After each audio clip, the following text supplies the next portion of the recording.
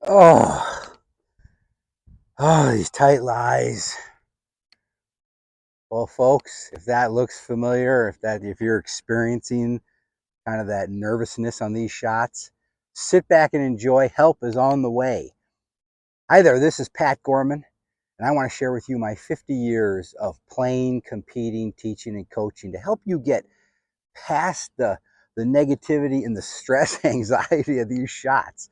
And believe me, I can tell you from firsthand experience, there was a time, if the ball was 20, 30 yards from green, I'm not sure if I could hit the green. And the culprit was just poor fundamentals. I had slid into a couple of bad habits. I obviously didn't know what were happening. And then it hit a couple really bad, just embarrassing shots. And then it gets in your head. And then all it takes is a few more bad ones, and then you got a problem. And so it becomes more psychological. So I want to show you just how to keep this shot super simple. And we're going to have some fun with it by practicing off concrete. Because folks, you will not get any lies tighter than concrete. So I would suggest get yourself an old wedge and let's just wear the metal right off this thing to just exercise those demons on tight lies. Have some fun with it. And so what we want to do first off, we want to treat this like a putt. And when I say that, instantly we want to get the sensation that I'm just using my shoulders, just like in putting. We want to feel like the shaft and the arms are only swinging because the shoulders or the chest is creating that motion. That is a huge priority.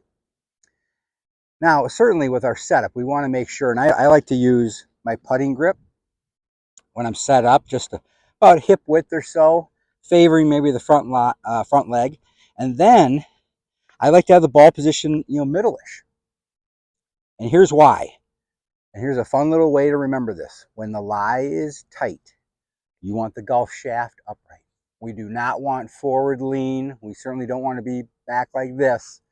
So when the lie is tight, we want the golf shaft upright.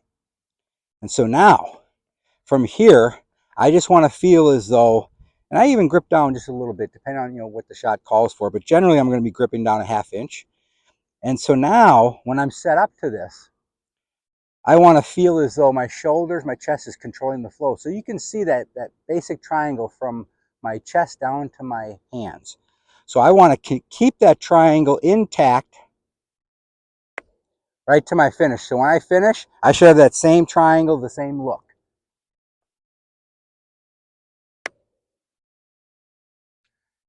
The second thing, and this metronome was a big part of me improving my short game and getting a lot of confidence. And when you think about a metronome, it's for tempo, it's for music, staying in tempo. So I have that at 58 beats, and that's just the number that I relate to best. So now I've taken 58 and I've broken into 3 syllables. 58, 58, 58. And the T is when I'm changing directions, and that's a key part for me because my tendency, like a lot of people, it's easy to get a little quick, go back, and then you get a little fast, and then there goes the shot. So now I'm going to do the same thing. I'm going to try to focus on this triangle. My shoulders are going to control the flow on this beat. So I'm going to start on 1. I'm coming through. You should hear the concrete on the second one. So I go 58, 58, 58, 58. And I've actually added one more thing just to help me appreciate for keeping the shoulders going to the target. So I go like this. 58, look how great. That's a goofy little rhyme, but it's very important because I know I have to say that. So I have to feel that. 58, look how great. And I'll tell you what, you do those two things. You just get in putting mode, so your shoulders are controlling the flow on a beat. So again, 58 is the number that I like. So now we do that a number of times. Just scrape the heck out of this wedge. 58. Look how great. 58. Now I'm going to set up to the ball, and I'm just going to try to replicate that feel, that beat to it. 58.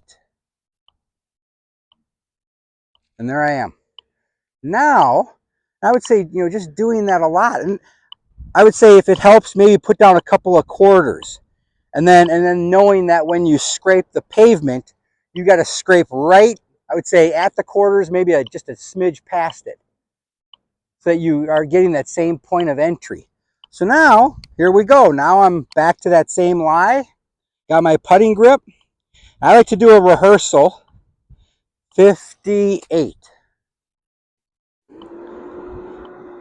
58. Okay, now all I care about is keeping that tempo. 58. And that's a good playable shot off a really tight lie in the rough. So, be super patient with yourself, but most importantly, just realize that you can improve on these shots. It's just getting back to good basic fundamentals, treating this shot like a putt, and then just putting in the practice, wear out a wedge. I mean, you can see I've done this a few times, but this doesn't matter. I can just file this down. So until that next golf shot, enjoy the process of improving, of getting better. And again, be patient with yourself. Any questions or comments, suggestions, please put those below. If you like these videos, you know what to do. Have some fun.